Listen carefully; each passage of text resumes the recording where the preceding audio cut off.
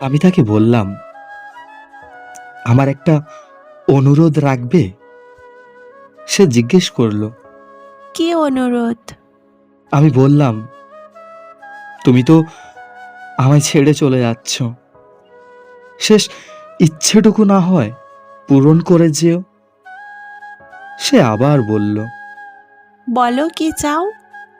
তখন আমি আমার প্রিয় মানুষটাকে বললাম, যেদিন তোমার বিয়ে হবে সেদিন হয়তো আমি আর এই পৃথিবীতে বেঁচে থাকবো না, হয়তো অনেক দূরে চলে যাব, যেখান থেকে কেউ আর ফিরে আসে না। সেদিন তুমি খুব ব্যস্ত থাকবে, তোমার চারপাশে থাকবে অসংখ্য মানুষ, আশীর্বাদ, শুভেচ্ছা, হাসি আর আনন্দে ভরে থাকবে চারিদিক।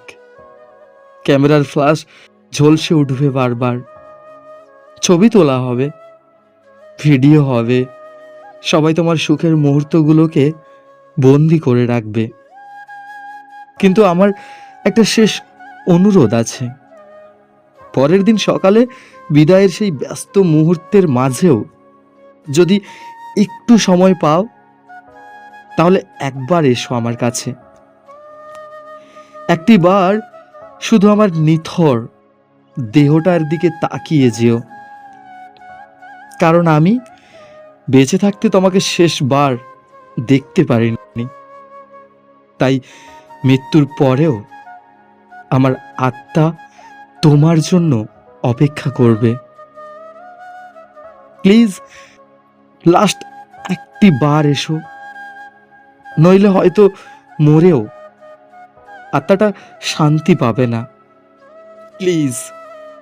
গল্পটা যদি ভালো লাগে চ্যানেলটিকে একটু সাবস্ক্রাইব করবেন, তার সাথে নিজেদের বন্ধুদের একটু শেয়ার করে দেবেন, আর হ্যাঁ, কমেন্ট করতে ভুলবেন না যেন। ধন্যবাদ।